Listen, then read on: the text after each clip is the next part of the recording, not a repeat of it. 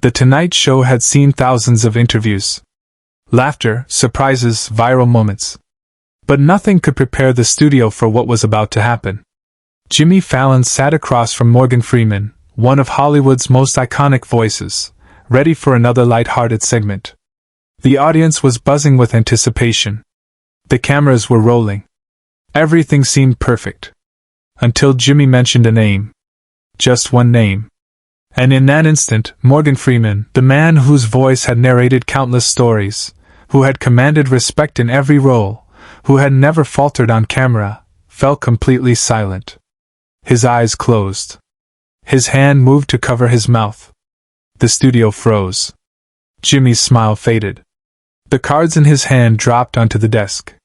For the first time in the Tonight Show's history, a guest couldn't answer. And what followed was a moment so raw, so human, that it reminded everyone watching that beneath the fame, the awards, and the legendary status, we are all just people carrying stories too heavy to speak aloud. Subscribe and leave a comment, because the most powerful part of this story is still ahead. It started like any other Tuesday night taping. The Tonight Show's studio buzzed with its usual pre-show energy. Audience members filed into their seats, phones out, excitement palpable. The Roots tuned their instruments, the familiar rhythm of preparation filling the air. Jimmy Fallon reviewed his note cards backstage, running through the planned segments with his producers. Tonight's guest was special, Morgan Freeman, promoting his latest film. A legend. An easy interview. Or so everyone thought. Morgan arrived early, as he always did. Professional. Gracious. He shook hands with the crew, exchanged warm greetings with the Roots, and settled into the green room with his characteristic calm presence. At 86 years old, he had done thousands of interviews. He knew the rhythm. The banter. The carefully crafted anecdotes designed to entertain without revealing too much. But there was something Jimmy's producers didn't know. Something Morgan hadn't mentioned in any pre-interview. A wound that had never fully healed. A name that, if spoken, would crack the carefully constructed facade of the man the world knew as unshakable. The show began as it always did. Jimmy's monologue landed perfectly. The audience laughed in all the right places. Commercial breaks came and went. And then it was time. Ladies and gentlemen, Morgan Freeman!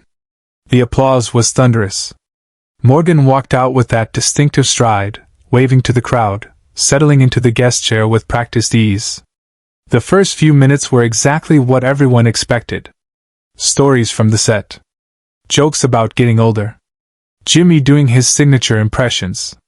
The audience eating it all up. But then Jimmy picked up a specific card. One his producers had prepared based on public records. One that seemed innocent enough. One that mentioned a name from Morgan's past. I read that you once worked with a theater director named Samuel Blackwood back in the 1960s, Jimmy said, his tone light and conversational. Apparently he was the one who told you that you had the voice that could move mountains. That's quite a compliment from. He didn't finish the sentence. Because the moment that name, Samuel Blackwood, left Jimmy's lips, everything changed.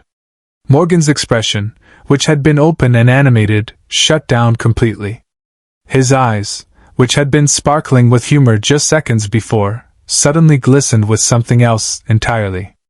His mouth opened slightly, as if to speak, but no words came out. His hand, which had been gesturing expressively, slowly rose to cover his mouth. He looked down. Away from the cameras. Away from Jimmy. Away from the audience. The silence stretched. 5 seconds. 10 seconds. An eternity in live television.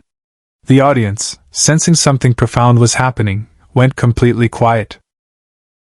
Even the Roots, who usually filled awkward pauses with a musical cue, remained frozen, instruments lowered.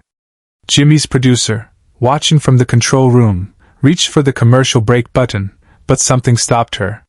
This wasn't a technical issue. This was something real unfolding in real time. Jimmy Fallon, who had built his career on quick wit and endless energy, did something that would define his legacy more than any viral sketch or celebrity game ever could. He set down his cards. Not carefully placed them aside for a moment, but actually dropped them onto the desk, the slight sound of paper hitting wood audible in the profound silence. He leaned forward, his entire body language shifting from entertainer to human being. "Morgan," he said softly, his voice barely picked up by the microphones. "I'm sorry. I didn't know."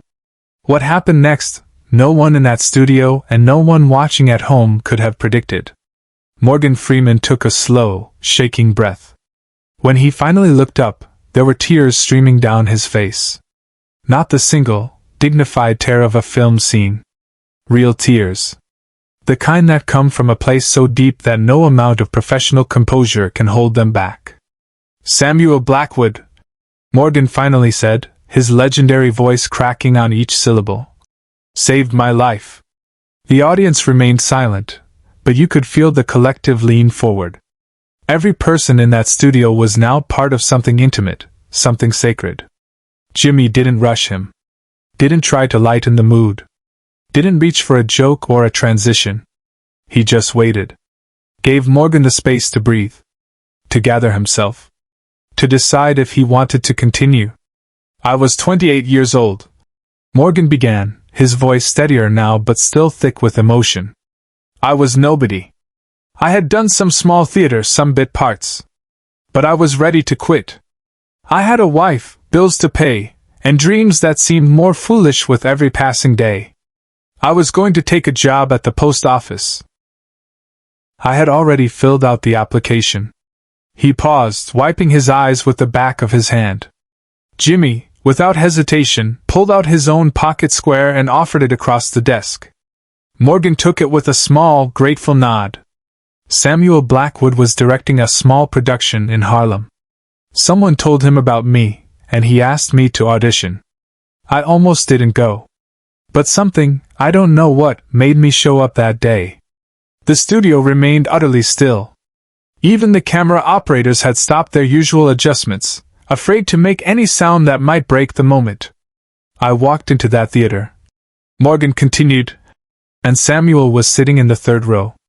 Just him. No assistants. No other actors. Just this old black man with white hair and the kindest eyes I'd ever seen. He asked me to do a monologue. Any monologue. I chose something from Othello.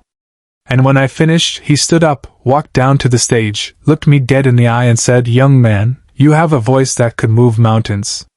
But more than that, you have a soul that needs to speak. Don't you dare walk away from this. The world needs to hear what you have to say." Morgan's voice broke again. Jimmy's eyes were now visibly wet too. Behind them, Questlove from the Roots had his hand over his heart. In the audience, several people were openly crying. "He gave me the lead role," Morgan said. "He paid me out of his own pocket because the production had no budget. He invited me to his home for dinner. He introduced me to people who could help my career. He believed in me when I didn't believe in myself. And he did all of this knowing he was dying. Stage 4 cancer. He had 3 months to live when we met. He spent those 3 months making sure I understood that my voice mattered. The weight of that revelation settled over the studio like a heavy blanket. But Morgan wasn't finished. The night our show closed. Morgan said, his voice barely above a whisper now, "Samuel gave me a gift." It was a small leather journal. Inside the front cover, he had written, "Your voice will outlive both of us. Use it to tell stories that matter. Use it to give hope to the young man sitting in an audience somewhere, wondering if his dreams are foolish. Tell him they're not. Tell him I said so." Morgan reached into his jacket pocket and pulled out a worn, leather-bound journal. Small enough to fit in a palm. Clearly decades old. He held it up for the cameras. "I've carried this with me for 58 years, he said. Every film.